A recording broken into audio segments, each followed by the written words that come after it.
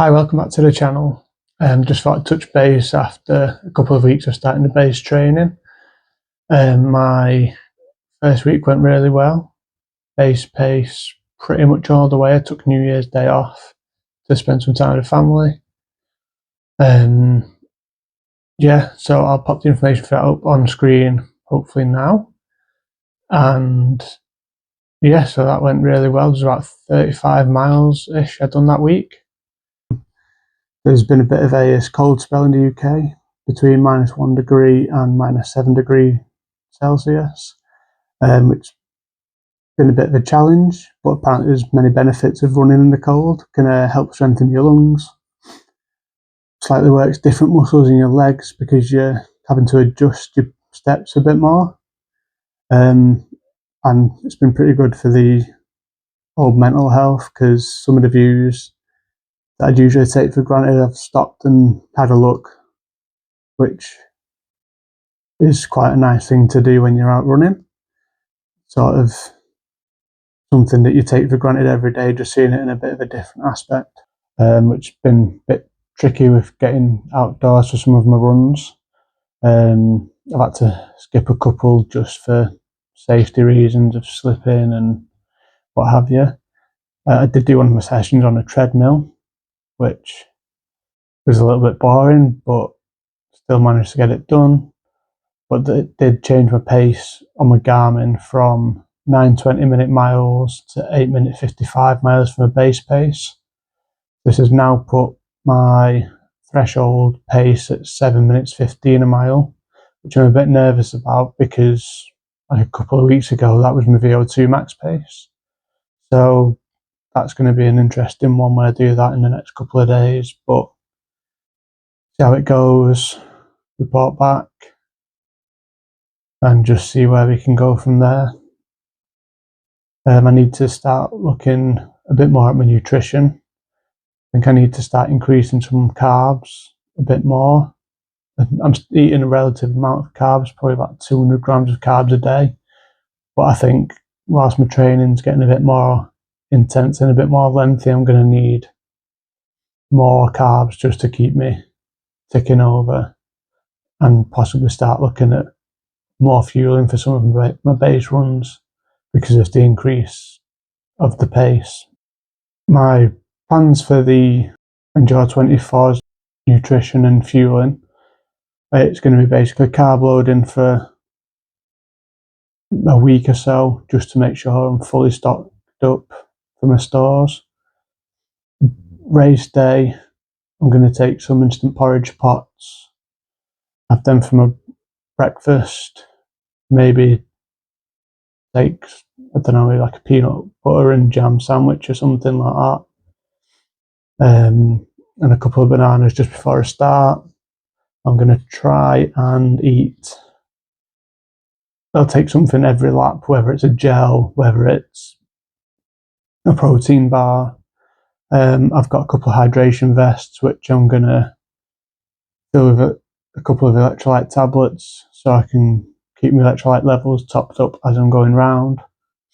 Any suggestions of good nutrition for potentially a 100-mile run? So far I've got pretzels, I've got protein bars, like I say, energy gels. I'm going to possibly get some energy blocks as well. They're quite handy. Some peeled oranges, and just try and go along with that. I may need something more substantial as the race goes on, but I'm hoping that with the slight eating every lap or slight fueling every lap, that should give me enough to keep me ticking over and keep my base from the morning filled up. But again, I'm not really going to know that much until the actual event itself. I do have a few other events coming up this year.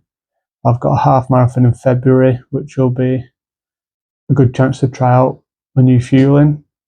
I've also got the Manchester Marathon in April, which again will be another good chance to see how my fueling is for a longer distance. It'll be my first marathon, so it should be a real eye-opener as to what I need to be doing fueling-wise for hopefully 4 back-to-back marathons to get me over the 100 miles, because that is what the aim is. Obviously, like I said, prior 75 miles would be my B goal and 50 miles would be my C goal, but still going to be great achievements no matter what. I'm going to give it my all and just hope that the fueling works right, the hydration stays right. My wife's coming along to continually pass me food, drinks, cheer me on. Yeah, I don't know if there'll be anyone else coming to visit me, but I'm going to try and keep it going. I'm going to try and go as long as I can without sleep. I'm hoping to get the majority of the miles done before I sleep, so then at least when I wake up I don't have to do a horrendous amount of miles. But again, it's all pretty new territory. I'm quite an early bird. My job consists of me starting at 5:30, finishing at 2. So I'm usually in bed for about 8-9 o'clock.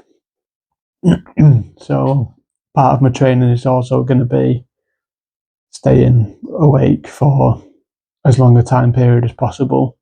Not necessarily training, just doing general activities of what I'd normally do, just trying to make sure I can stay awake for 16 to plus hours, just to make sure that it's not going to be that big an issue of staying awake for the 24 hour, well, for a long period of the 24 hours. Just, again, it's going to have to be a trial and error process until then, but still looking forward to it, still excited, still going to try and push the 100 miles. I think that's the roundup for this chapter, or this episode, and I'll see you in the next one.